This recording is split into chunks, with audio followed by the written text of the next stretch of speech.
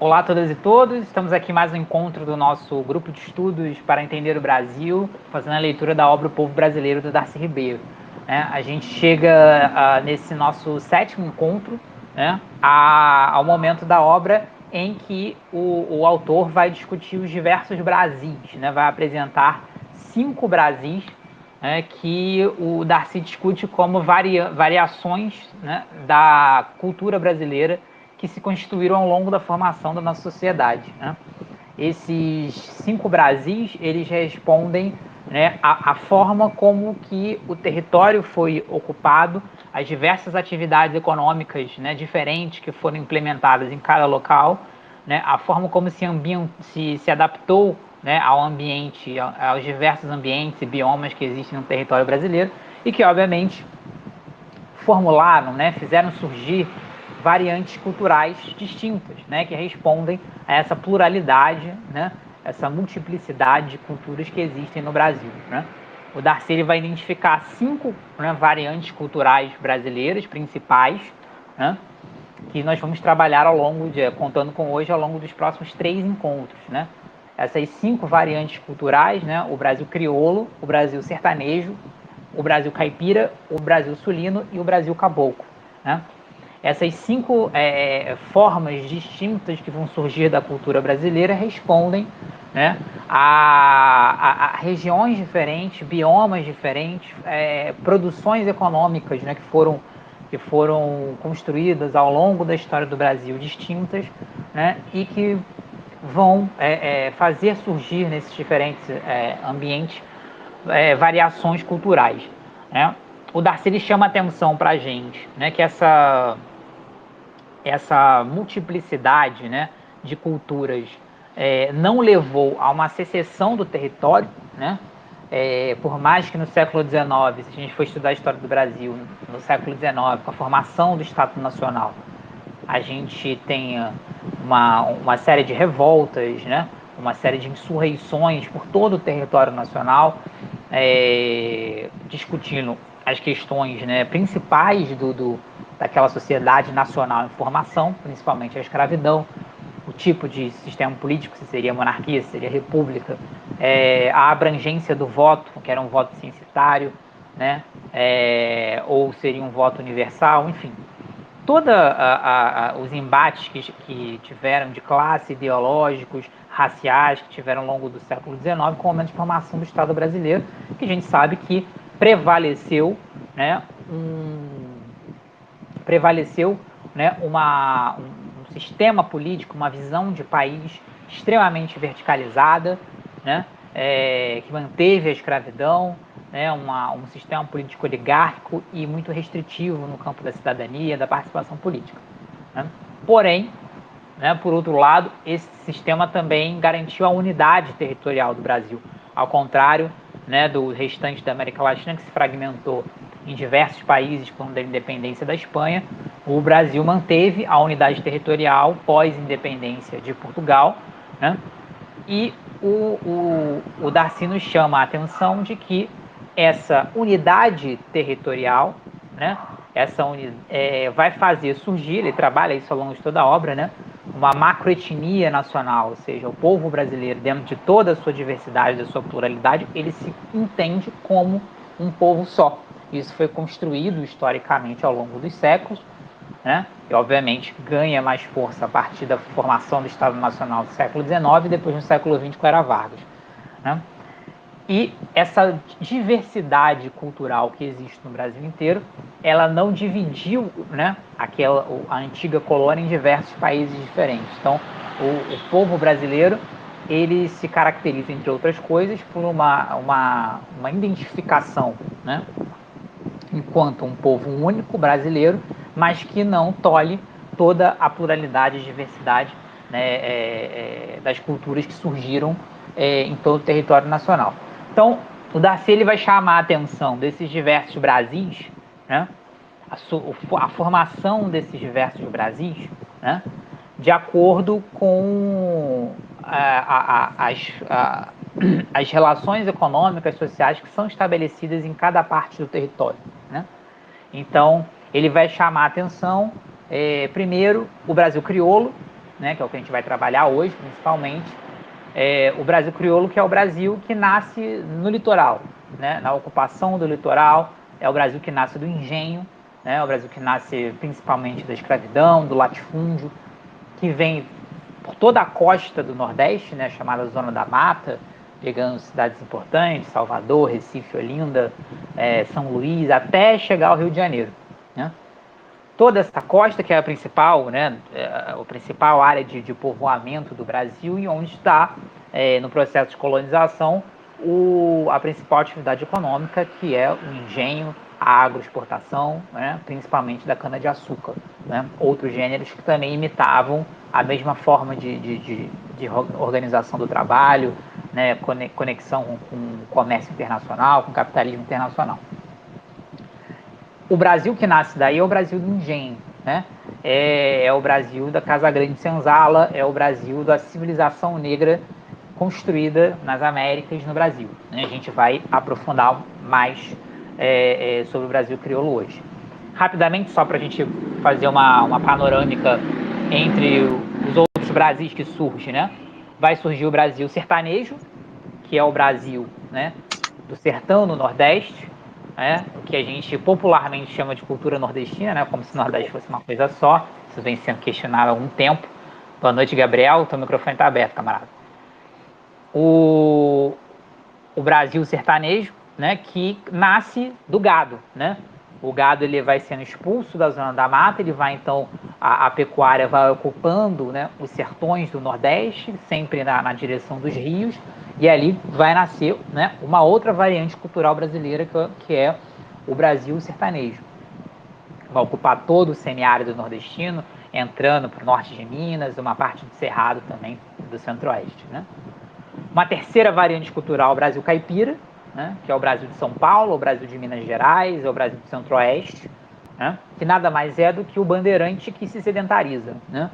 O bandeirante, no início, ele é um caçador de indígenas, ele é alguém que captura indígenas para escravizá-los, também se dedica à busca do ouro, e com isso ele vai se interiorizando, né, adentrando, subindo os rios para o interior de São Paulo, de Minas e Centro-Oeste. E depois do boom da mineração, depois que os espaços de mineração são ocupados efetivamente pelo projeto colonial da coroa portuguesa, ele se sedentariza. Quando esse bandeirante se sedentariza, ele cria, ao longo do tempo, uma cultura rural, uma cultura ruralizada, que é a cultura caipira que a gente conhece, né? Uma quarta variante cultural é o Brasil sulino, né, que também nasce do gado, mas uma criação de gado, uma pecuária diferente da do Nordeste, né? É uma pecuária criada nos pampas, nas grandes planícies da região sul, que uma região de fronteira, uma região né, e por isso mesmo uma região sempre, né, de conflitos, primeiro entre coroa portuguesa e coroa espanhola, depois no século XIX entre os estados, né, sul-americanos em formação, né? Por isso também já após a independência, uma presença de um nacionalismo sempre muito arraigado nessa fronteira, que vai criar principalmente a cultura gaúcha, sulina e outras variantes, e chegando lá no Brasil sulino a gente vai se aprofundar. E a quinta variante é o Brasil caboclo, que é o Brasil da Amazônia, né? Uma cultura prioritariamente indígena, ribeirinha, né? E que também tem as suas peculiaridades, né? Então, esses 5 Brasis, percebam que eles nascem de regiões diferentes, né? De uma necessidade, né? De uma necessidade de adaptação a ambientes distintos, que vão gerar formações econômicas, atividades econômicas distintas, relações de trabalho também diferenciadas, por mais que a escravidão estivesse presente em todo o território nacional, mas com incidência maior em determinados espaços, tá? E, obviamente, isso vai gerar culturas diferentes, que são as culturas que a gente vai trabalhar nesses nossos próximos encontros, tá? Duas coisas que o Darcy sempre chama a atenção, né? A primeira é que essas culturas, elas nunca existiram para si, todas elas, né, obviamente, o Brasil colônia, ele existe para o interesse exterior, ele existe para um projeto colonial, ele existe que imediatamente responde a Portugal, mas que, na verdade, responde ao mercado internacional capitalista, tá? Em formação desde o século XVI e que vai se aprofundando cada vez mais, tá? E a segunda coisa, né, que esses Brasis eles não são estanques, né? Eles têm os seus locais de formação, mas o Darcy ele chama a atenção que primeiro esses Brasis eles estão sempre em contato, né? E segundo que esses Brasis tendem ao longo da sua história, ao longo do processo histórico da sociedade brasileira, eles tendem a se fundir, né? E a gente pode visualizar essas duas coisas no Brasil que a gente vive, né? Há regiões no Brasil que a interseção entre essas culturas é muito forte, né? Se a gente pensar, por exemplo, estados como Maranhão, como Pará, você tem ali uma interseção muito forte, né, da cultura cabocla da Amazônia com essa cultura sertaneja que vem do Nordeste, né? Pensar o norte de Minas Gerais, por exemplo, é muito mais sertão do que caipira, né? O Grande Sertão Veredas, grande romance do sempre eu já ia falar Graciliano Ramos e errar aqui, né? Qual é o nome dele, gente? Ajuda aí, esqueci. Primeiro mico do ano, já que esqueci. Guimarães Rosa. Guimarães Rosa, obrigado. Eu sempre falo Graciliano Ramos. O romance do Guimarães Rosa se passa no norte de Minas, né? E não no Nordeste propriamente dito, né? Apesar de ser sertão. A própria cultura mineira a gente pode compreendê-la como uma mistura de caipira com cultura crioula, né? Presença negra em Minas muito importante se misturando com aquele modo de vida caipira. Então a gente tem uma interseção de diversos em espaços do território muito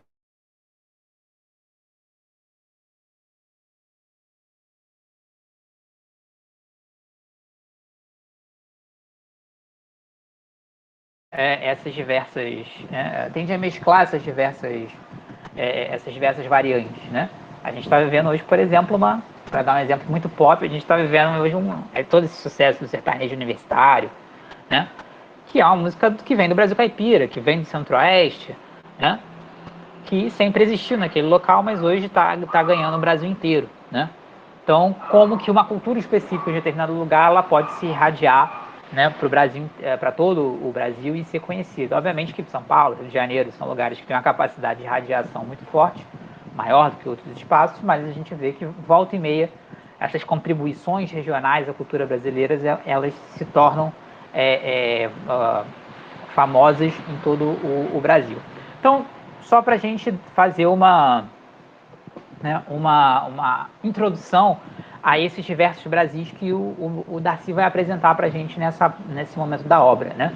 O legal é que a série, né, a minissérie que a gente também colocou como material aqui no nosso curso, ele tem um capítulo para cada uma dessas variantes, né, da cultura brasileira, que ilustra bem toda a diversidade do Brasil, né, e toda a diversidade de cada uma dessas culturas regionais, né? Bem, hoje a gente vai falar do Brasil crioulo, parte que ficou comigo. Próximos encontros, outros camaradas vão cuidar aí das outras variantes, né?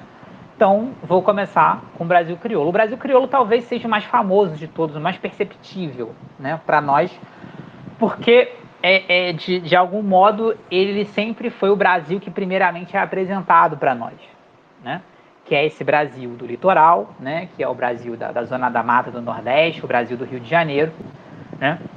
Que é fundamentalmente o Brasil que nasceu do engenho, né? Primeiro, para a gente começar com a base econômica de onde nasce essa variante crioula, né? É o Brasil que nasce do engenho, portanto ele nasce da escravidão, do latifúndio, da monocultura, principalmente a do açúcar, né? Mas lembrando que outros tipos de monoculturas tropicais também eram realizadas da mesma forma, né? O cacau, o fumo, o algodão, também no mesmo modelo da plantation, né? Latifúndios, agroexportação, utilização de forças de trabalho escravo, né? Uma produção totalmente conectada com o mercado internacional capitalista, a ponto do açúcar brasileiro no século XVII ser a mercadoria mais valiosa do mundo, né?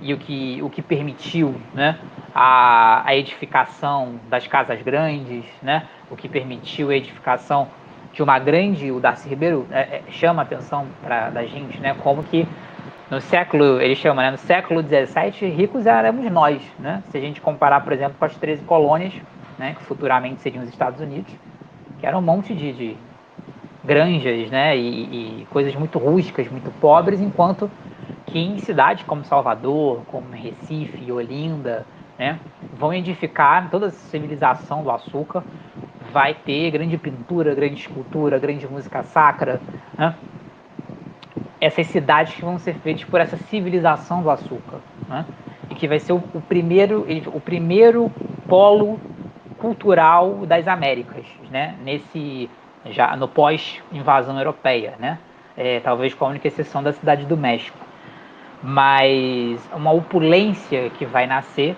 né? E a gente lembra sempre das igrejas, né? Do barroco brasileiro, extremamente, né? Recheado de ouro, espalhafatoso, né? Que vai ser essa civilização do açúcar, né? Esse latifúndio exportador de mão de obra escrava, a principal atividade econômica da colônia durante 2 séculos, até entrar no século XVIII, quando vai ser substituído pela mineração, né? E que vai edificar, né, vai ser o espaço de fusão das matrizes originais, né, africanos, indígenas e europeus. É justamente nesse litoral onde nós temos a fusão, né, dessas matrizes, onde vai nascer o povo brasileiro propriamente dito, né, como toda aquela primeira parte do livro que o Darcy Ribeiro trata de como se dá esse processo de fusão entre essas matrizes, né? Um processo de fusão extremamente violento, mas que também nasce uma civilização nova, que ele chama de povo novo, né? Que não é nem mais indígena, nem é europeu, nem é africano, é uma coisa nova que surge, né? E que vai majoritariamente nesses espaços, né? Principalmente nessas cidades, São Luís, Recife, Olinda, Salvador, Rio de Janeiro, vai se edificar a partir de uma nova civilização negra, né, que já nasce fora da África, né, que é de matriz africana, porém já não é mais africana. Ela ganha um contorno próprio, ela tem uma identidade própria, né? Aliás, como é típico de toda a diáspora negra na América, em todos os lugares, né, que os negros, né, foram forçosamente trazidos, né, para a América, eles vão edificar uma cultura nova, uma cultura própria, que tem uma matriz africana, porém que já não é mais africana, já é uma nova civilização negra que nasce nas Américas com todas as suas variantes, né, de cada local, de cada país, né? O Brasil crioulo, né, e é importante a etimologia, né? A palavra crioula, ela vem de autóctone, ela vem de, né, alguém que é do local. No Brasil colônia, crioulo era o negro já nascido no Brasil, né? Diferente do negro que era trazido da África, né? Por isso essa palavra crioulo no Brasil ela virou um sinônimo de negro e muitas vezes utilizado de maneira pejorativa, né? Mas crioulo era o negro nascido no Brasil, né? O Darcy ele utiliza a palavra então Brasil crioulo para identificar essa civilização negra que nasce nas Américas, né? E que vai ser essa cultura, essa variante cultural dominante em todo o litoral do Brasil, em toda essa civilização do engenho, e que vai se irradiar devido, né, à primazia que, né, a produção dos latifúndios, né, da cana-de-açúcar tinha como motor da economia colonial. Essa cultura crioula ela se irradia para todo o território, né, e se mescla com as outras variantes culturais que a gente vai ver nos próximos encontros. Essa civilização do açúcar, ela vai erigir três questões fundamentais. Primeiro, a contradição fundamental da sociedade brasileira colonial, que é a contradição entre escravos e senhores, né? Em torno dessa luta de classe, dessa dialética que toda a sociedade brasileira gira, né? Escravos e senhores são a contradição social principal, né, dessa colônia, e todos os outros trabalhadores livres, outros setores sociais, né, giram em torno dessa contradição principal, né? E os outros dois pontos, né, que é a matriz estrutural da sociedade brasileira. Então percebam como que esse Brasil crioulo ele é a variante cultural né, digamos, da fração principal da sociedade brasileira que está em formação, né? E dois fenômenos, né, que vêm desse escravismo, que vêm dessa dialética entre senhor e escravo, dois pontos fundamentais da sociedade brasileira que nascem nesse Brasil crioulo, e que rasgam a sociedade brasileira de cima a baixo até hoje, que são o patriarcado e o patrimonialismo, né? Porque essa região crioula tem no senhor de escravo, né, no proprietário de terras, né, proprietário de latifúndios, de seres humanos, capitão dessa produção, que é a produção principal da colônia, que é a produção agroexportadora, que conecta a colônia com o capitalismo internacional. Esse senhor de engenho é o todo-poderoso, né? É em volta dele que gira os funcionários da coroa que vêm de Portugal para cá para organizar a política da colônia, para organizar a proteção da colônia dos ataques estrangeiros, para organizar a proteção da colônia dos ataques internos de indígenas rebelados, de quilombolas, né? É em torno desse senhor de engenho que vai girar a Igreja Católica, né, que também tem seus interesses na colonização, né? Então, obviamente, na figura desse senhor, né, ele é, né, o senhor patriarcal, né? É ele que comanda um exército, uma multidão de pessoas que são, na maior parte, escravos, que são a base dessa sociedade, que são a base da produção, e uma série de outros homens livres que vão fornecer os mais diversos serviços a esse senhor, né?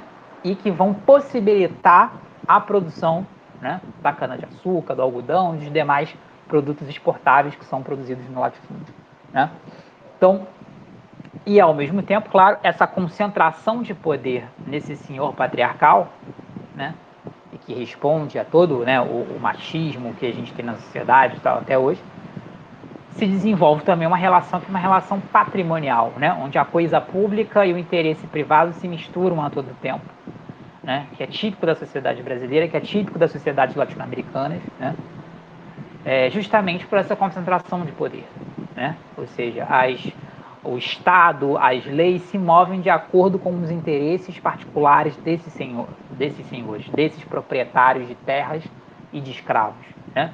E, portanto, a lei não é para todos, a lei é para os outros. Para eles, a lei se dobra, né? Isso está presente nas relações sociais brasileiras até hoje, isso está presente no Estado brasileiro, na jurisdição brasileira até hoje, né? Como que a lei não é para todos, né? Inclusive a Lava Jato, que disse que a lei era para todos, também não é para todos. Está aí escancarado, né? Como há esse forte conteúdo patriarcal e patrimonialista na sociedade brasileira, que tem na sua origem justamente, né, essa concentração de poder, de prestígio, de mando, inclusive de decisão sobre a vida de seres humanos, né, dos senhores de escravos, né, dos senhores de terras, e que vão estar presentes principalmente nesse Brasil crioulo, no comando dos latifúndios, né, das plantations agroexportadoras, né? O Darcy vai falar justamente dessa dialética entre senhor e escravo, que você tem também a extrema desigualdade presente na sociedade brasileira, né?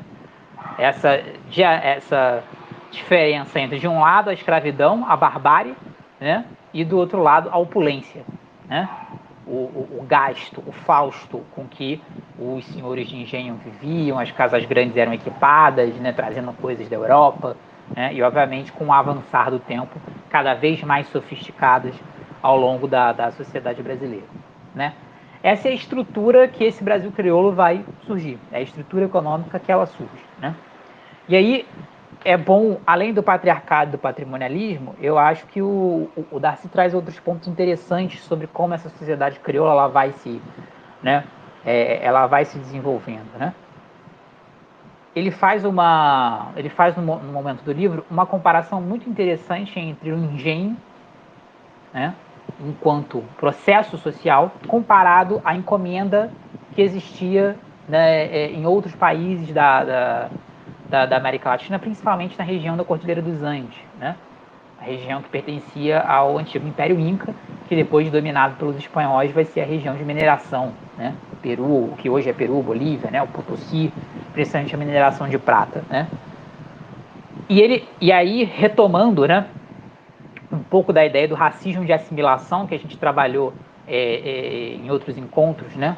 Ele mostra como que o engenho ele é um grande mecanismo de assimilação, né? E ele compara um pouco com o processo que ocorria concomitantemente na América Espanhola, nessa região de mineração, principalmente na Cordilheira dos Andes, com a encomenda, né?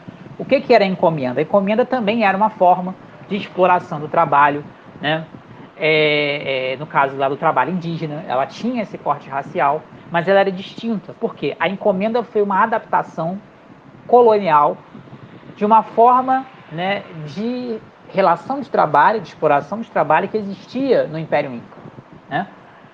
O Império Inca ele cobrava muitas vezes, né, o que a gente de forma capitalista vamos chamar de imposto, né? Lá, obviamente que no universo cultural inca, né, indígena, era uma outra forma de relação, mas vamos tentar traduzir para a gente entender. Cobrava-se o imposto muitas vezes em trabalho, né? Então todas aquelas grandes obras, né, da América Antiga, de pirâmides, templos, né, aquedutos, né, que várias civilizações da América Antiga, inclusive os incas, eram famosos, elas eram construídas por trabalho compulsório, né? Não era escravidão, porque as pessoas não eram vendidas como mercadorias, elas não eram propriedade de alguém, mas não deixava de ser um trabalho compulsório, ou seja, um trabalho forçoso.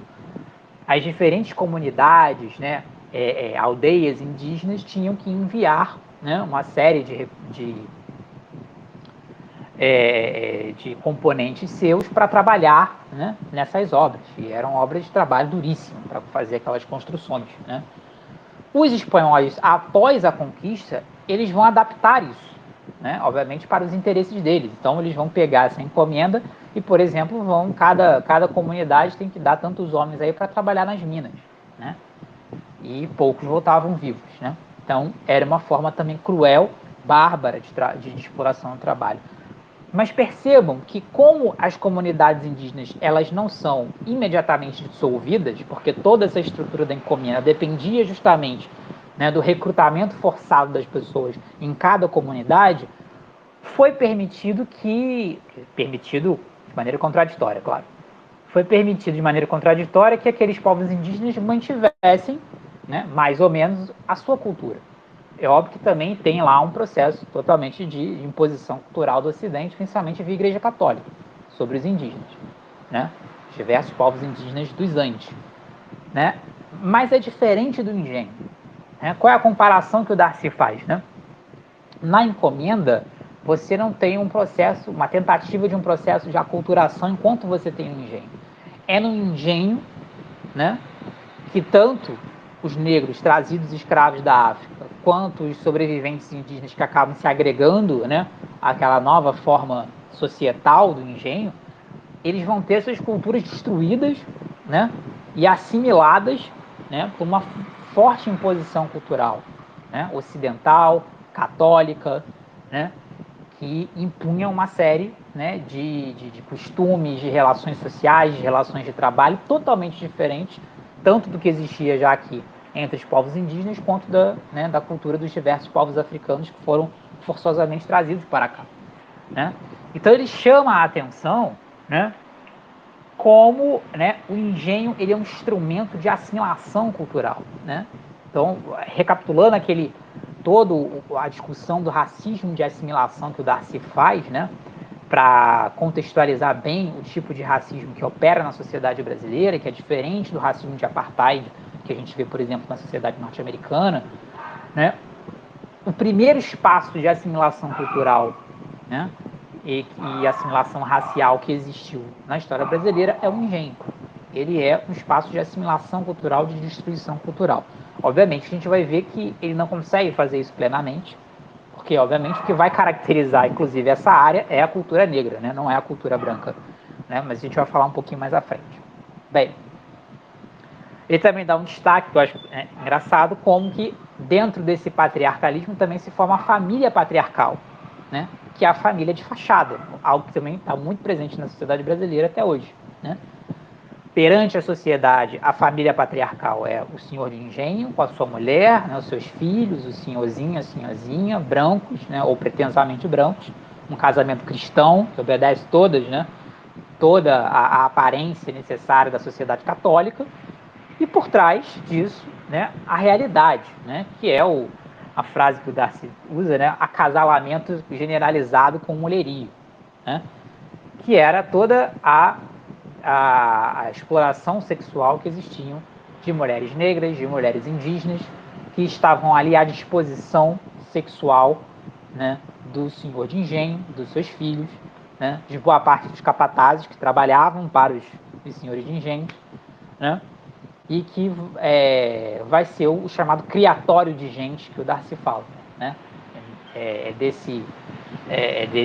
Dessas relações sexuais, né, que não são aparentemente admitidas pela sociedade católica, cristã, ocidental, papá, mas que aconteciam diariamente, a todo momento, que vai nascer o povo brasileiro, é onde vai existir, né, é onde vai se formar esse entrechoque entre as matrizes, né, e vão se formar os mulatos, vão se formar os mamelucos, etc. Enfim, as pessoas, os indivíduos de cor, que somos todos nós aí, a maioria do povo brasileiro, né?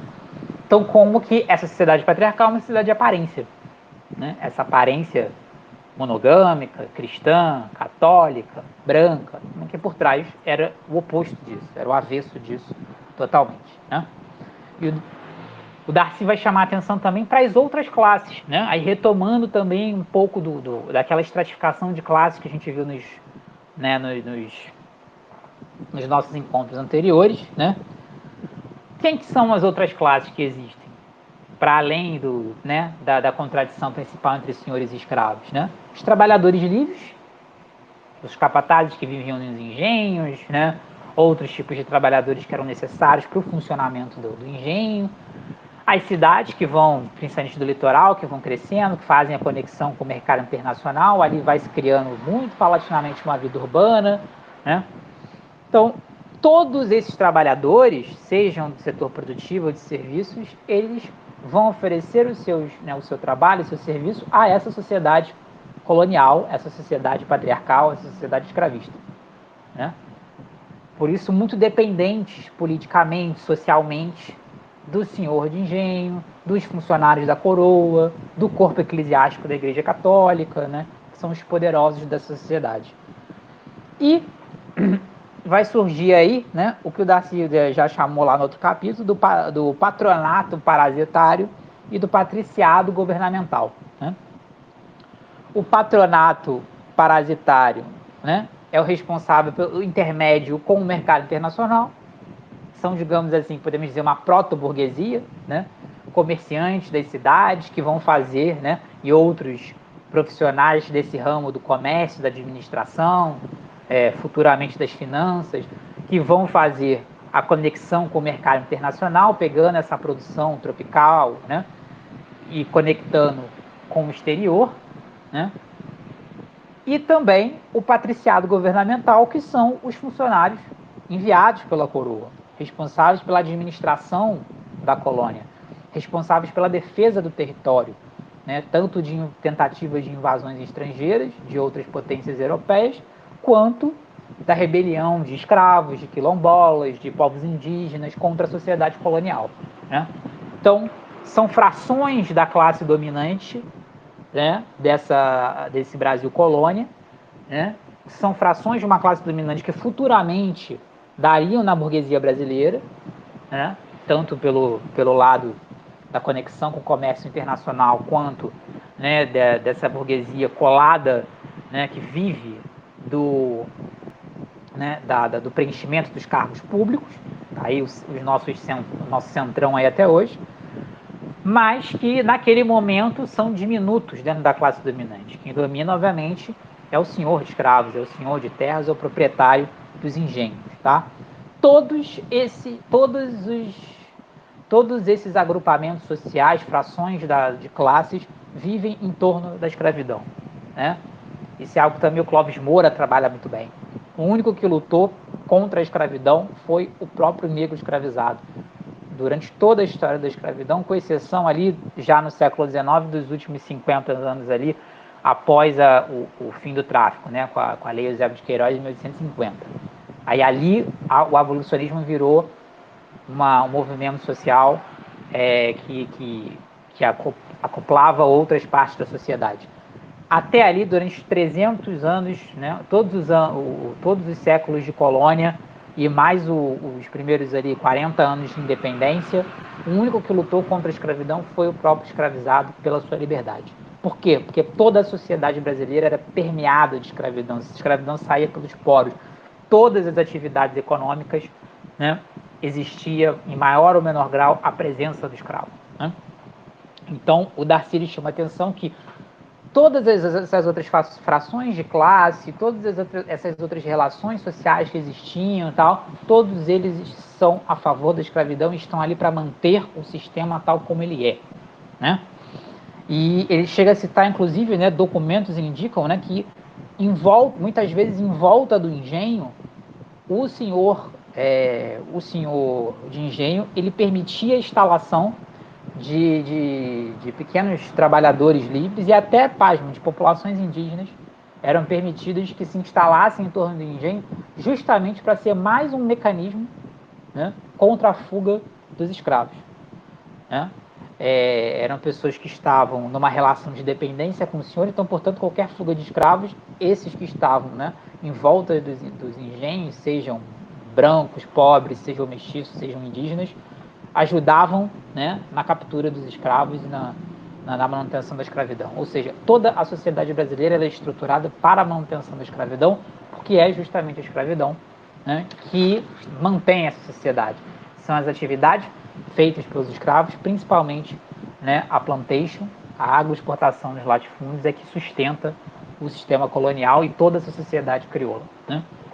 Agora, mesmo com toda essa brutalidade da escravidão, como o próprio nome diz, o Brasil crioulo, ele é principalmente, né, a característica fundamental dele é o fato de ser uma civilização negra, uma civilização nova, né, formulada no Brasil, nas Américas, por todos esses negros que foram trazidos, escravizados e outros tantos que nasceram já escravos no Brasil, né? É isso que é a marca principal do Brasil crioulo, né? Então, o Brasil crioulo, ele antes de tudo, né, por mais que exista todo esse sistema de opressão, toda essa estrutura social edificada para a manutenção da escravidão, ele é o local, durante toda a história do Brasil, né, permeado de revoltas, né, e com participação decisiva dos escravos, né? Primeiro, né, a maior de todas as revoltas, o Quilombo dos Palmares, né, a República dos Palmares, na verdade, né, que era a total antítese dessa sociedade colonial, né? Negros que se libertam da escravidão, que fundam uma república, né, com um sistema político, né, totalmente diferente do sistema político centralizado da colônia, né? O sistema político da República de Palmares era feito pelas lideranças militares, né? Os guerreiros mais, né, aqueles que demonstravam maior bravura nas lutas, né? E, portanto, é que se fala que era uma república, que não tinha um chefe, apesar de ter o seu líder, né? Vários líderes, os mais conhecidos como Cangazumba e depois Zumbi, mas existia um conselho, né, desse rei.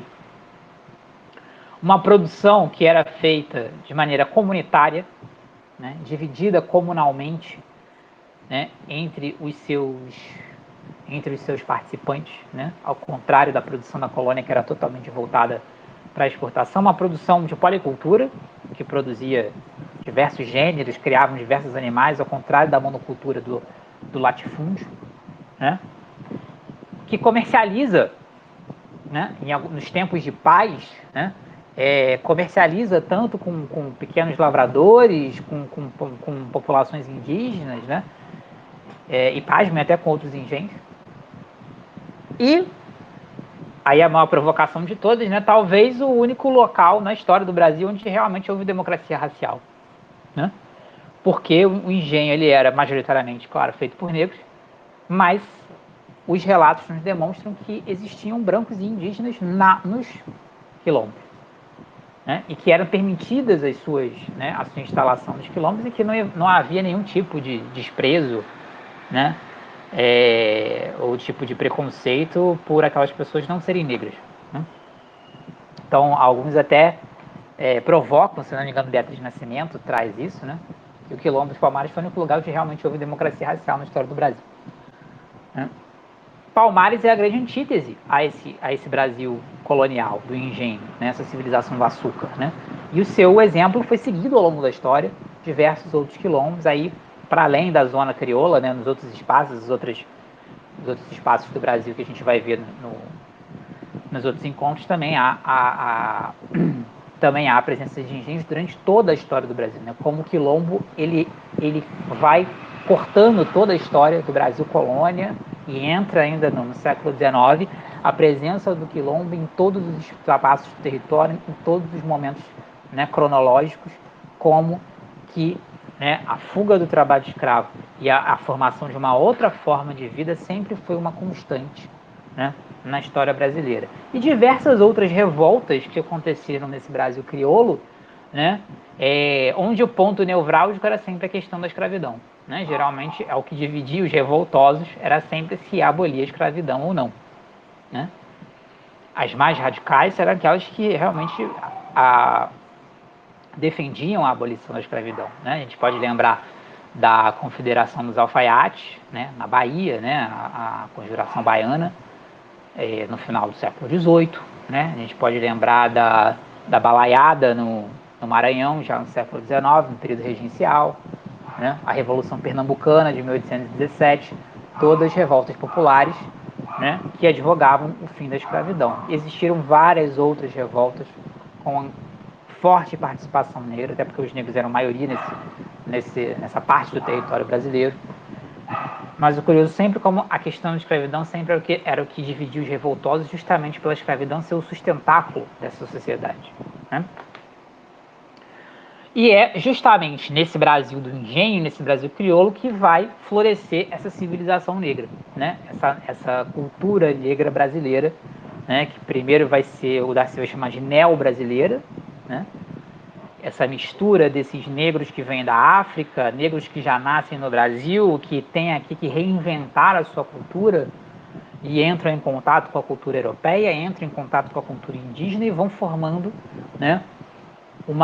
Vão formando uma nova forma de ser, né? E é aí que vão nascer as religiões brasileiras de matriz afro, e é aí que vai nascer toda a musicalidade, a dança, né, brasileira que é de matriz afro, né? A língua, os negros trazidos da África, pertencentes a diversos troncos linguísticos diferentes, povos diferentes, vão ter que começar a utilizar o português para se comunicar entre si. Mas, obviamente, que esse português ele vai ser modificado na sua forma de falar. Né? A Lélia Gonzalez diz que a gente fala pretuguês, né? Ou seja, um português africanizado. Né? Ou seja, é justamente essa civilização negra em formação no Brasil que vai modificar esse português que vem da Europa e que vai dar no nosso português atual, né? Que também tem contribuições de diversos idiomas indígenas, claro, mas que vai dar nesse português que a gente fala hoje. A ponto de os lusitanos, né, os portugueses, acham estranho o português que a gente fala. Né? Surgiu até uma polêmica aí, não sei se vocês viram agora no ano passado. Várias mães, né, em Portugal, pais e mães em Portugal reclamando que os filhos estão falando brasileiro, né?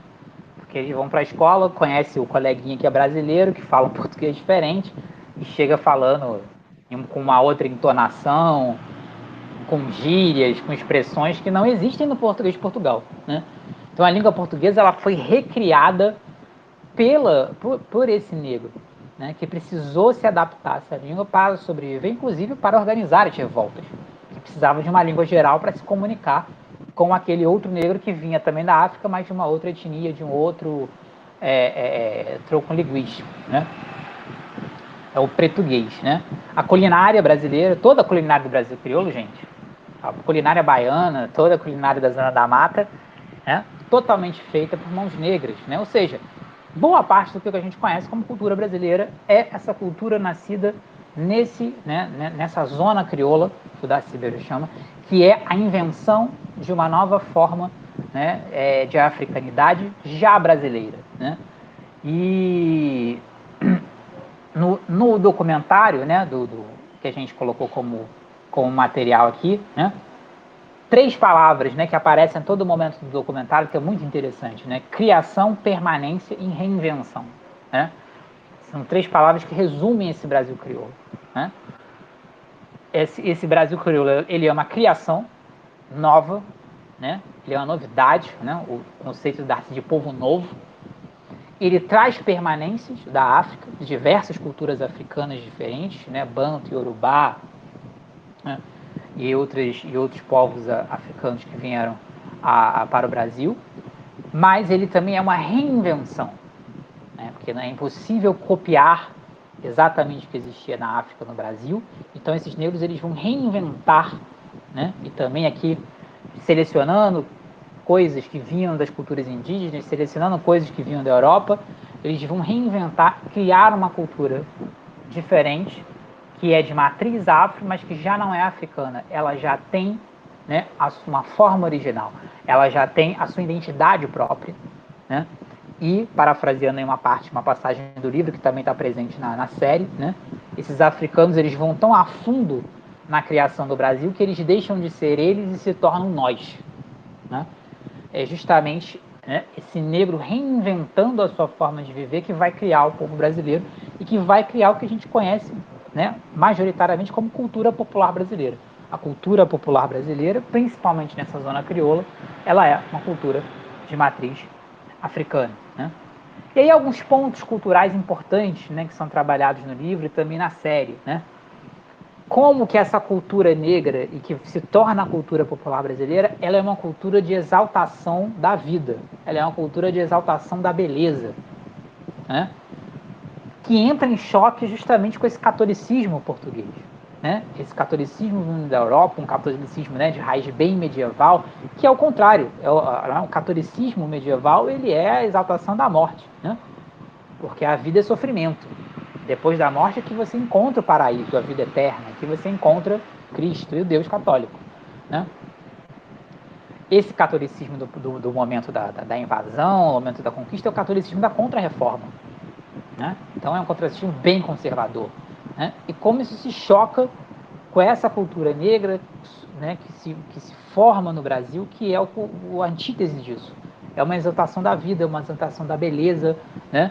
A gente viu um pouco isso também quando a gente, lá no início, trabalhamos bastante, né, aspectos das culturas indígenas presentes no Brasil, como também isso, né? A vida era para viver, né? A frase do Darcy. Como é que o indígena compreendia a vida? A vida era para viver. Essa cultura africana também, né, e afro-brasileira, também é uma exaltação da vida e da beleza e que vai desmanchar esse catolicismo, né?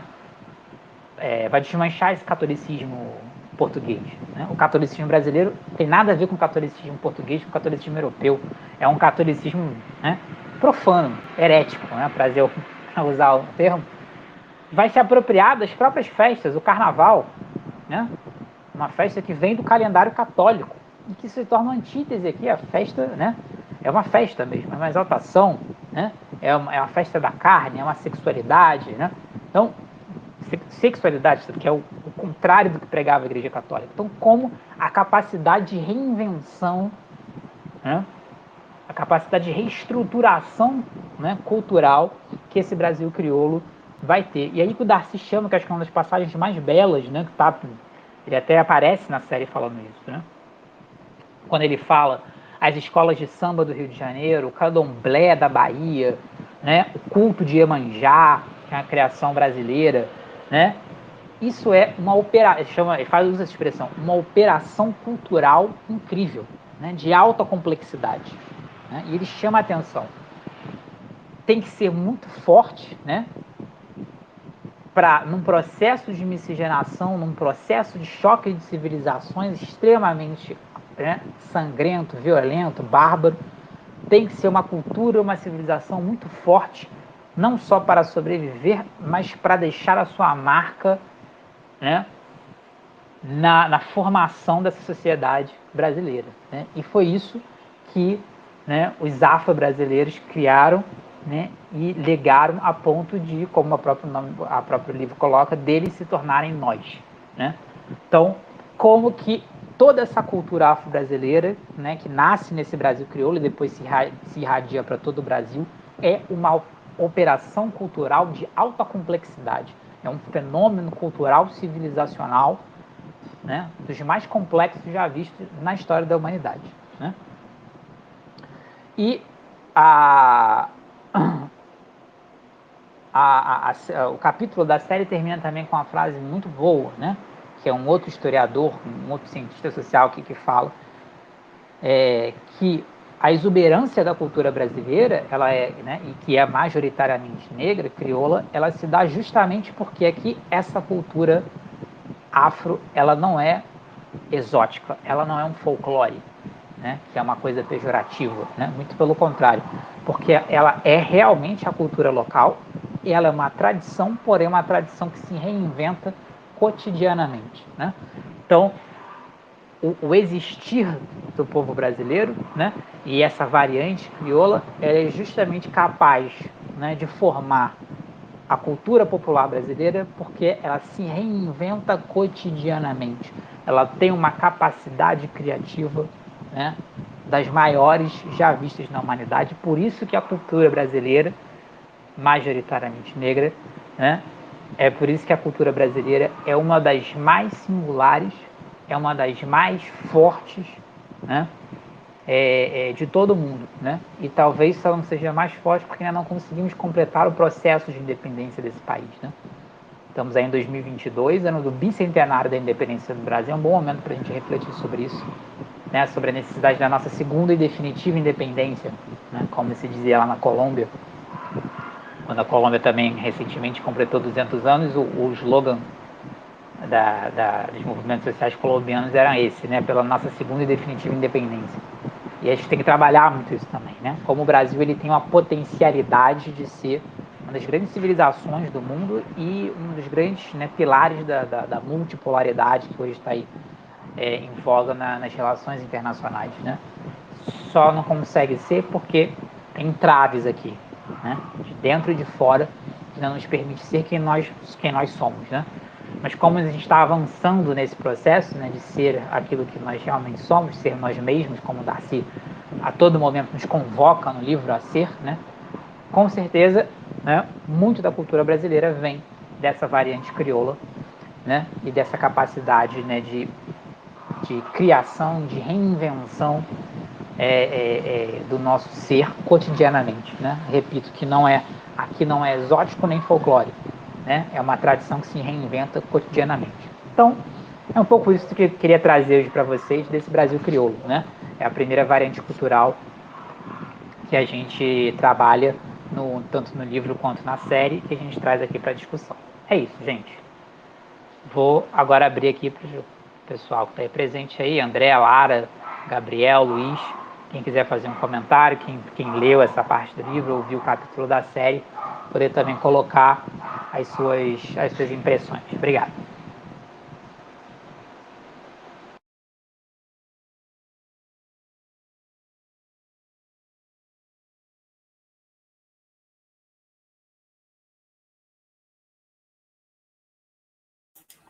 Bom, camarada, excelente exposição, parabéns. Eu perdi aqui só em relação no fio aqui do chat em relação ao que o Gabriel colocou, em relação ao Felipe Neto, não entendi. Depois ele explica no chat. Eu não sei se esse trecho que você tinha falado em relação ao a cultura negra, esse último trecho que você falou, algum sociólogo falou, não sei se foi o Gilberto Felisberto, mas acho que foi o outro. Mas enfim, o que eu queria falar? Foi importante uma coisa que você trouxe em relação à organização da família no Brasil, né, do colonial e, enfim, que perdura até os dias de hoje em muitas de suas características. Isso mostra, o Darcy Ribeiro ele traz uma coisa muito importante, que é uma coisa que distingue, por exemplo, de como Engels analisou a origem da família na Europa. Porque a organização da família aqui, ela não é historicamente feita por uma tradição, né? Não existe, assim como não existe uma classe dominante feita no Brasil para ser autóctone, né? Para uma formação histórica e cultural própria, né? Ela na realidade é importada, né? Assim como a organização da família e assim como a classe média, para parafrasear o Tinhoron, ela só encontra respaldo na europeia na organização da família, ou na organização da classe média, ou, no caso, na organização da classe dominante, na Europa e nos Estados Unidos, né? Ela não consegue formar, historicamente, uma imagem de si no Brasil, até porque ela, como bem Darcy Ribeiro disse, ela foi organizada aqui no Brasil para, enfim, facilitar e viabilizar, ele usa essa palavra, viabilizar o empreendimento colonial no Brasil. Então, acho importante esse resgate e a gente fazer essa diferenciação do que é na Europa, do que é nos Estados Unidos e o que é aqui no Brasil, muito por conta desse nosso, ainda não na época, capitalismo independente, né? Na realidade, a gente ainda estava no colonialismo, ainda estávamos no sistema mercantil, mas uma coisa que não se alterou de lá para cá, que é justamente a economia voltada para o externo. Né? Tanto que essas cidades, né, Olinda e Salvador, como você tinha mencionado, são cidades litorâneas para atender demandas do mercado internacional. E, enfim, isso é uma característica que foi legal que você trouxe algumas referências em relação. Eu não lembro de ter lido isso no livro, mas em relação à sociedade mineradora, América Andina, o caso de Potosí, por exemplo, na Bolívia, mas que são cidades, pelo menos países que têm contato com o litoral na América Latina, de forma geral, cidades muito concentradas no litoral. E isso é uma coisa que não... A concentração antes de pessoas e das atividades econômicas e hoje da informação, por exemplo, ela ainda se dá muito no litoral. E a gente não fala só no Brasil, mas como na América Latina de uma forma geral, né? Pelo menos para os países que têm a oportunidade de ter uma abertura para o mar, né? E mesmo aqueles países que não têm uma abertura para o mar, eles têm um processo de escoamento da produção muito efetivo, voltado para esses portos nos litorais, né? Ou se não, lógico, hoje nos casos tem os aeroportos, enfim, tem outros mecanismos para se alcançar isso. Mas é uma característica não só do Brasil, mas como também da América Latina, né? Isso é uma característica muito importante da nossa urbanização que se constituiu de forma dependente, né? Era isso, camarada. Por enquanto, essa é a minha contribuição.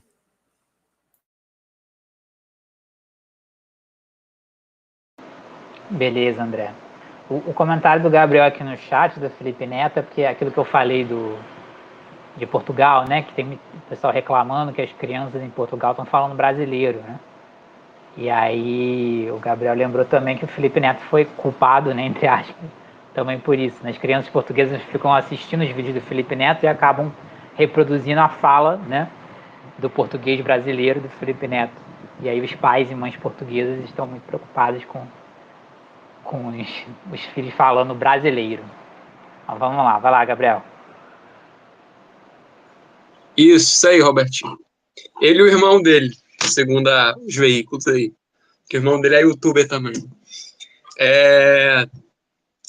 Robertinho, queria te parabenizar primeiro, cara. Exposição sensacional, né? Excelente.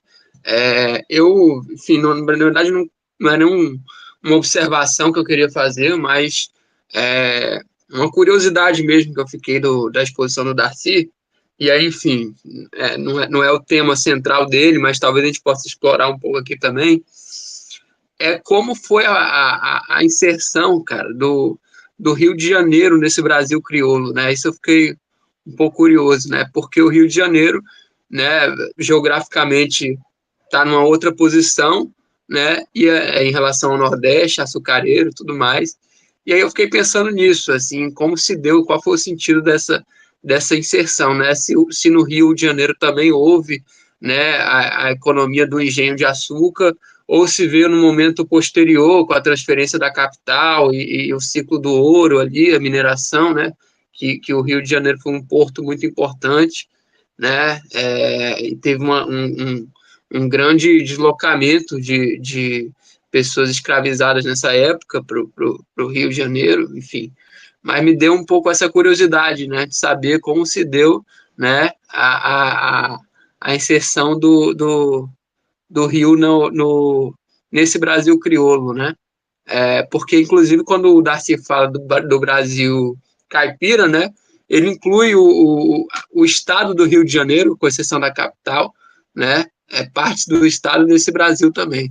Então me trouxe um pouco essa curiosidade aí. Só essa observação mesmo que eu queria fazer.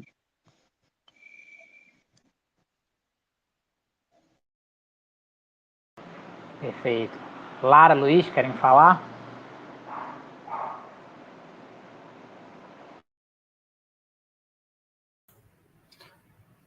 Acho que não tenho contribuições, camarada. Parabéns pela exposição aí, muito bom. E os comentários dos camaradas também.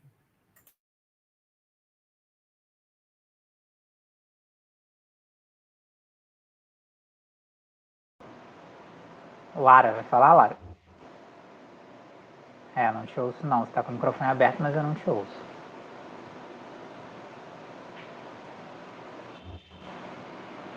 Beleza. Bem, a Lara comentou aí no chat, né, que essas horas faz falta uma boa aula de história da África, né, no ensino médio, é verdade, né? Essas foram as grandes lutas do ensino de história. E depois, começou nos anos 2000, a gente teve... eu fiz graduação em História nos anos 2000, né? Foi ali que começou a ter a disciplina História da África na formação dos professores de História. São, inclusive, um dos primeiros que se formou, né, uma das primeiras gerações de professores de História que teve História da África no currículo, porque a gente não tinha. E aí não adiantava botar História da África no currículo da escola básica se nem os professores estavam formados para dar aula sobre isso, né? E mesmo assim foi introduzido de uma maneira muito periférica, né? Os currículos das faculdades de História, né? Aliás, as faculdades de todas as formações de professores precisam mudar muito ainda para contemplar. Já mudam bastante, mas tem que mudar muito ainda para contemplar o Brasil de verdade, né? Como diz o Darcy. Eu vou começar pelo Gabriel, onde o Rio de Janeiro se insere nisso, né? Realmente, o Rio de Janeiro, a cidade do Rio de Janeiro nunca foi uma grande produtora, né, de açúcar, de engenhos. Houve engenhos, obviamente, né? O norte do estado do Rio de Janeiro, né, aquela região de Campos de Goytacazes e tal, ainda é uma grande produtora de cana-de-açúcar até hoje, né? Mas o Rio de Janeiro ele se notabilizou muito mais por ser, né, o escoamento da produção de dentro. Aliás, no início da colonização, na verdade, como defesa do território, né? O Rio de Janeiro é fundado para defender essa parte do território, né, das invasões de franceses e outros potências europeias. Mas o desenvolvimento da cidade do Rio de Janeiro, ele se dá principalmente pelo escoamento dessa produção que veio do interior e depois com o boom da mineração, né, é o que faz, inclusive, o Rio de Janeiro virar a capital do país, né, da colônia, no caso. O Rio de Janeiro vira a capital, se não me engano, em 1763, justamente no momento que a mineração estava a todo vapor, né, na província de Minas Gerais, então você escoava essa produção do Rio de Janeiro daqui ia para fora. No século XIX, aí o interior do Rio de Janeiro vai ser um importante espaço de produção de café, né? A cafeicultura começa no Vale do Rio. Gente, estou ruim de nome hoje. Enfim, o rio que corta o estado do Rio de Janeiro, né, na sua região ali central, e que depois ela vai indo para o estado de São Paulo e ocupa boa parte do estado de São Paulo até chegar no Oeste Paulista, né? Chega até o que hoje é o Paraná, que na verdade o Paraná era parte do estado de São Paulo. Então, esse latifúndio, de alguma forma, ele está presente no estado do Rio de Janeiro, mas não na cidade do Rio de Janeiro propriamente dita, né? Que tinha, sim, seu latifúndio, suas terras, mas, obviamente, não comparável na proporção que existia na Bahia, em todo o Nordeste. Mas essa população negra do Rio de Janeiro, da cidade do Rio de Janeiro, né, que é a maioria da população, e a cultura carioca é uma cultura completamente negra, ela se dá justamente pela importância urbana que o Rio de Janeiro desenvolve, né? E ao longo da sua formação enquanto cidade, né, do negro de ganho, né? Então, como diz aquela frase, esqueci quem falou essa frase, né, aquela que a sociedade brasileira vazava escravos por todos os poros, né? Todas as atividades de serviços eram permeadas de escravidão, né? Então, você tinha os escravos, inclusive, estatais, né? Tinha os escravos que eram escravos propriedades da coroa portuguesa, que faziam, né, alguns pequenos serviços na parte administrativa, né? todos os serviços manuais e tal, né? Todos os serviços manuais que existiam, né? Sapateiro, marceneiro e tal, o trabalhador, né? Lá o trabalhador livre, o artesão que exercia, tinham o seu contingente de escravos, né? Nesse tipo de atividade, né? Então toda a sociedade ela vivia em torno da escravidão, não era só o latifúndio, né? É claro que isso ganha um contorno muito maior. Primeiro, com a passagem da capital de Salvador para o Rio de Janeiro, todo o fausto da mineração que vai ter seu desdobramento no Rio de Janeiro também, como porto que vai colocar essa produção mineradora para fora, e depois, em 1808, com a vinda da família real, né? O Rio de Janeiro, de capital da colônia, vira capital do Império Português, mundial, né? E que vai permear também o Rio de Janeiro, uma massa, né, de escravos negros nas mais variadas atividades, né? E que vai dar na formação dessa cultura carioca, que é uma cultura completamente africanizada, né? Até o jeito de ser do carioca, a cultura do carioca é uma cultura africanizada, né? Quando a gente topa com camaradas de outros estados, a gente vê claramente a diferença, né, da forma de se comunicar do carioca, da entonação de voz que a gente usa. Todo mundo diz que parece que a gente está brigando, né? Eu sou carioca do Rio de Janeiro, todo mundo parece que dois cariocas conversando parece que estão brigando. Não é, que isso é o nosso normal. Isso é uma coisa que eu só aprendi quando eu conheci pessoas de outros estados. E então essa inserção do Rio nesse Brasil crioulo, realmente ela é diferente, né? Não é tanto do engenho, apesar de ter havido sim engenhos e latifúndios né, por todo o estado do Rio de Janeiro, em volta da capital também, mas ela é mais uma negritude urbanizada, né? Vinda desses escravos nos serviços, vinda dos escravos de ganho, até dos escravos, né, que eram propriedade do governo colonial, né? E que vão dar, né, nessa cultura carioca, que é uma cultura totalmente negra, uma cultura totalmente africanizada. E os pontos que o André levantou também são importantes, né? A questão do litoral, que é verdade, né?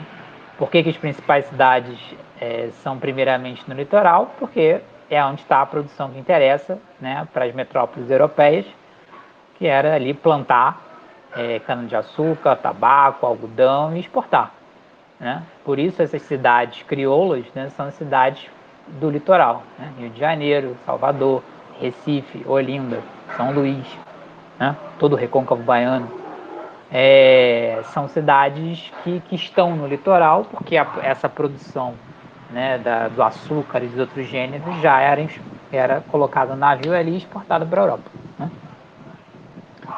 Então, a importância do litoral, que também se dá em outros espaços da América Latina, do Caribe, né? Com todas as suas, né, com todas as suas variações, né? Mas era por causa disso. Até mesmo nas áreas mineradoras, né, que eram para o interior, a gente vai ver isso nos Andes, no México, né, e até aqui no Brasil depois com a mineração, né, em Minas Gerais, elas vão fazer florescer as cidades no litoral, porque essa produção ela era escoada e aí você tinha que, né, colocar para fora. Então, por exemplo, você vê o Peru, Cusco, né, era grande, né, o Peru e a Bolívia era uma coisa só, né? Então Potosí, que hoje não é Bolívia, na verdade ficava dentro da mesma província. Então Potosí e Cusco eram as principais cidades mineradoras, mas escoava tudo por Lima, que era no litoral, né? Outras regiões que eram regiões também de monocultura, não eram regiões de mineração. Então a Gran Colômbia, né, que hoje é a Colômbia, Equador, Venezuela, eram regiões também de monocultura, agroexportação, baseada em trabalho escravo. Tanto que você vai ver uma população negra ali muito presente também, para além da população indígena, né? Todo o Caribe, onde a população indígena foi dizimada, isso foi substituído por uma população totalmente negra, né? Também era baseado em escravidão, cana-de-açúcar, etc. E ali você tinha colônias francesas, inglesas, holandesas, né? A mais famosa delas é Cuba, né, que era da Espanha, e o Haiti, que era da França, que chamava Porto Príncipe, né? o mesmo modelo, né? As cidades sempre litorâneas, né? Então a importância litoral que é o escoamento da produção, né? A interiorização é posteriormente. Tanto é que São Paulo, que digamos assim, o único centro, né, urbano nesse Brasil colônia que não é no litoral, era muito pequeno comparado às cidades do litoral, né? E não era uma cidade que girava em torno do latifúndio, era uma cidade que na verdade girava em torno da escravidão dos indígenas, né? Do bandeirantismo que se vai se interiorizando com o único objetivo de escravizar indígenas. E a questão da família, né, que o André trouxe também, com certeza, André. A família, né, a formação da família responde de necessidades da produção.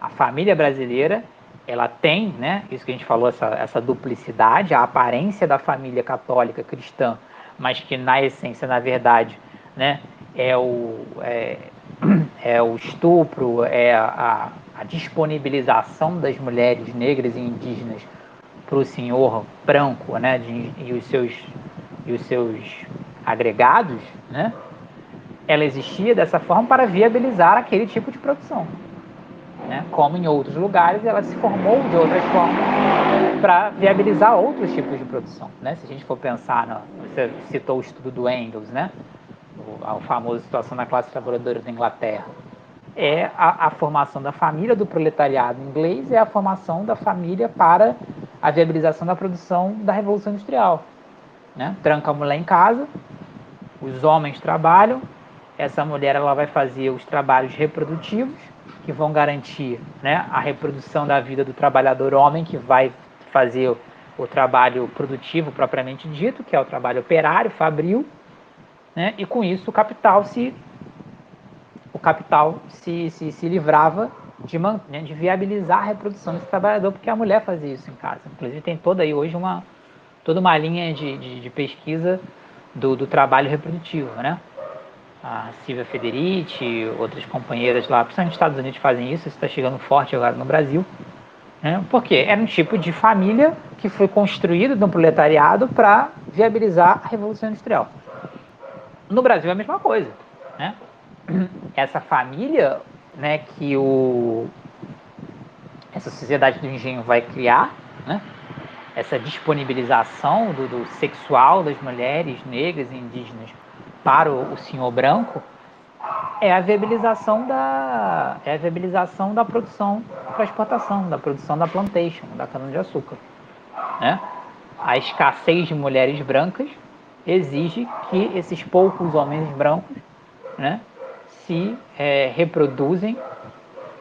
reproduzam sexualmente com as mulheres negras e indígenas, e a gente sabe como o grau de violência que isso foi perpetrado nesse encontro, né? E é a partir daí que vai, digamos assim, um desdobramento não previsto, né, contraditório, para usar a dialética, é a formação do povo brasileiro, né? Digamos assim, esse acasalamento do colonizador português com indígenas e com negras era uma política de Estado de Portugal para povoamento do território, né?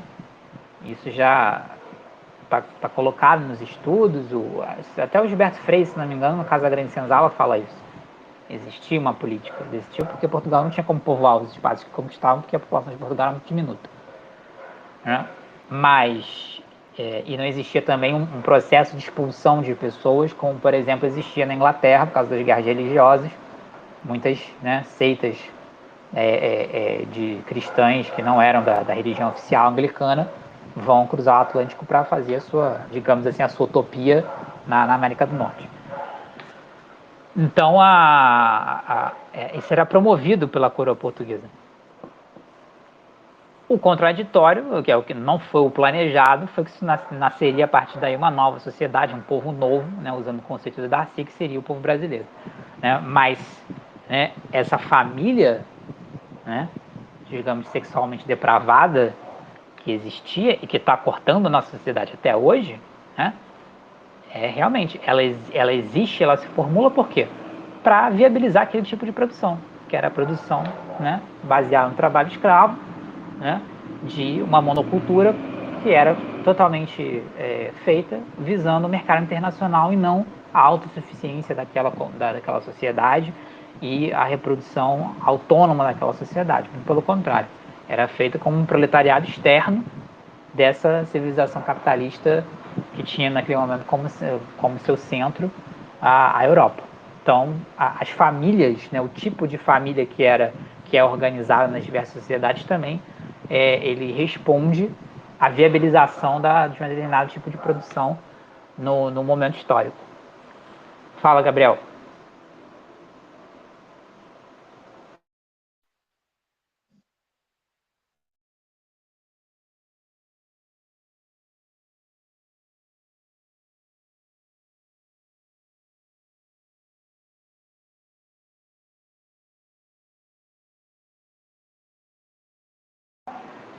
Você vai falar, Gabriel? Abriu a câmera? Não, Robertinho. Não. Beleza. Bem, gente, acho que é isso, né? Foi o que o pessoal contribuiu aí. Tem mais alguma questão? Ou alguém que quer fazer mais alguma colocação sobre o Brasil crioulo? Sim, camarada, eu queria fazer uma última colocação em relação à sua colocação. Eu não entendi, eu não peguei a parte da instabilidade de conexão aqui em relação à Inglaterra. Não sei se você mencionou Gilberto Freire, mas tinha falado que a estratégia de ocupação no Brasil tinha sido a partir da constitucionalização da família, a partir da figura do senhor escravo, porque Portugal tinha uma população muito baixa e os britânicos, eu não peguei essa parte. Eu mencionei que, se eu não me engano, no caso da Grande Senzala, Gilberto Freire, ele menciona que o livre, é horrível usar essa palavra, mas vamos lá, o livre acasalamento, né, dos brancos portugueses com as populações nativas, né, não só no Brasil, mas em todos os espaços onde a colonização portuguesa estava presente, era uma política de Estado portuguesa, né? Justamente porque Portugal não tinha capacidade de exportar grandes contingentes de pessoas para fazer o processo de colonização, né? E tampouco existia, né, um movimento de expulsão de pessoas devido a questões políticas, como aí entrei no exemplo da Inglaterra, né? A Inglaterra do século XVI está passando por uma série de guerras religiosas, de discussões sobre a reforma protestante, onde vai se impor a igreja anglicana, né, o protestantismo quase que nacional, né, na Inglaterra, e uma série de outras visões protestantes vão ser expulsas, né, da Inglaterra e vão ter como seu, digamos, o seu projeto utópico, o seu paraíso, irem para a América do Norte e lá se sedentarizarem e ter o seu projeto, né, social, né, dentro de uma visão cristã extremamente, né, conservadora, puritana, né, que é o termo que eles usam, na América do Norte. Isso não tinha em Portugal, né? Você não tinha uma quantidade de expulsões religiosas de Portugal a ponto deles virem para o Brasil ou para outros espaços do Império Português. Muito pelo contrário, né? A expansão colonial portuguesa ela é de mãos dadas com a Contra-Reforma Católica. Então a ideia não era trazer os heréticos portugueses para o Brasil, pelo contrário, a ideia era implementar o catolicismo português no Brasil e expandir o número de fiéis da Igreja Católica via colonização portuguesa. Então esse fenômeno que a gente viu, por exemplo, no caso da Inglaterra, da colonização da América do Norte, ele não se repetia no caso da colonização brasileira. Por isso que eu mencionei. Entendi, obrigado. Duas últimas colocações que eu queria trazer era em relação ao que você falou sobre São Paulo, que não tinha saída para o litoral. Pelo menos acho que na formação territorial, acho que ali logo depois da independência, século XVIII, mas também no século XVII, a província de São Paulo já não era mais capitania, já era no final do regime de capitanias. Mas antes São Vicente, depois São Paulo, teve uma época que tinha saída para o mar. São Paulo tinha uma abrangência muito grande, inclusive, e até o centro-oeste, até tangenciava assim um pouco a região norte. A abrangência de São Paulo era muito grande. Então teve uma época do Brasil colonial para o Brasil Império que São Paulo até chegou a ter saída para o mar e não dependeu, por exemplo, do Rio de Janeiro. E outro ponto em relação à cultura africana, eu queria relembrar uma parte, acho que eu não sei se foi no livro ou se foi no documentário, que fala que a cultura africana, quando ela se miscigenou aqui no Brasil, ela era tão culturalmente forte, apesar desse assimilacionismo esse assimilacionismo de destruição que teve na característica da miscigenação brasileira, que essa cultura africana que acabou se miscigenando no Brasil era tão forte que, acho que, não sei se é o Darcy Ribeiro que brinca com isso, mas que, por exemplo, o Oxóssi seria mais forte aqui no Brasil do que na própria África. Eu acho que não foi o Darcy Ribeiro que disse isso, não. Acho que foi alguma líder religiosa ubandista que foi entrevistada no documentário, mas enfim, que mostra que a cultura africana ela está quase tão preservada ou ainda mais preservada no Brasil, pelo menos essa cultura africana religiosa de séculos atrás, mais bem preservada no Brasil do que propriamente na África, né? Não melhor preservada em termos de seguidores, mas melhor preservada em termos de força cultural, em termos de memória, né? Então isso acho que é muito interessante citar. No documentário realmente é uma fala nesse sentido, né?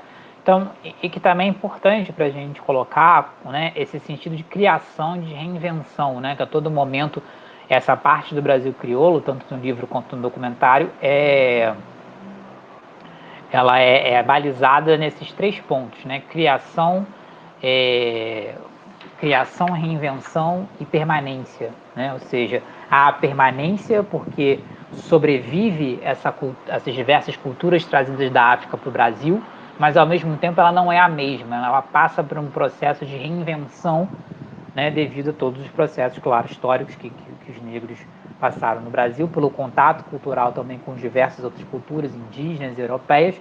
Então, há um processo de reinvenção, a ponto, por exemplo, aí um dos exemplos que é dado, né, no campo da religião, dos orixás, alguns orixás são mais cultuados no candomblé brasileiro, na Umbanda brasileira, do que nas suas contrapartes africanas, né? Então, há algumas mudanças, né, de primazia de alguns orixás sobre os outros. Enfim, o Gabriel que participou do último encontro aqui, o Gabriel Siqueira, né, que foi nosso convidado, teria mais ciências falar sobre isso do que eu, que não sou um especialista em religião. Mas o que nos é colocado pelo trabalho do Darcy é exatamente isso, né? Até as religiões de matriz afro-brasileiras, elas também têm uma identidade própria, com diferenças em relação às suas pares na África. Em relação a São Paulo, realmente São Vicente, no início da colonização, tinha uma forte presença da cana-de-açúcar. Então, nós tivemos engenhos no estado de São Paulo, no litoral, mas a interiorização, né, a cidade de São Paulo não é no litoral do estado de São Paulo, né, é mais para dentro. A interiorização para o que é hoje o território de São Paulo, depois subir nos rios para o que hoje é a região centro-oeste até chegar no norte, ela se dá via Bandeirantes, né? Então, esse engenho de São Vicente, ele é muito mais baseado na escravidão indígena, durante um século. Depois de um século é que você já tem uma maioria negra, mais negra do que indígena, até pela mortalidade alta dos indígenas devido às doenças, etc. e tal. Mas ela foi durante muito tempo ainda uma escravidão indígena, né? Até porque os bandeirantes também eram especialistas em destruir aldeias, capturar indígenas para a escravidão, para serem utilizados, entre outras coisas, nesses engenhos, né? Mas São Paulo, a cidade de São Paulo nunca cresceu tanto quanto em relação a Rio de Janeiro e as cidades do Nordeste, né? Salvador, Recife. Ela dá o boom mesmo a partir do século XIX com café, e depois aí século XX, quando vira para o século XX, industrialização, aí ela se torna esse gigante que é hoje, né? Mas realmente existia essa saída para o mar, né? Ainda a capitania de São Vicente, né? Para depois virar a província de São Paulo e tudo mais. Mas a centralização no Rio de Janeiro se dá posteriormente com a mineração, né? A partir do século XVIII, Minas Gerais, aí o Rio de Janeiro, o objetivo da colônia portuguesa era justamente estreitar a saída do ouro, dos diamantes de Minas Gerais num lugar só, no Rio, justamente para a fiscalização ser mais presente e evitar o contrabando, né? Então, é uma exigência do governo colonial essa centralização no Rio de Janeiro. É isso. Bem, gente, então, se ninguém tem mais perguntas, colocações, a gente fecha por aqui, né? Na próxima semana, a gente está marcado aí com mais com dois Brasis, né? A gente vai ver na quinta-feira que vem o Brasil sertanejo, que está com a Yasmin, e o Brasil caipira, que está com o Gabriel.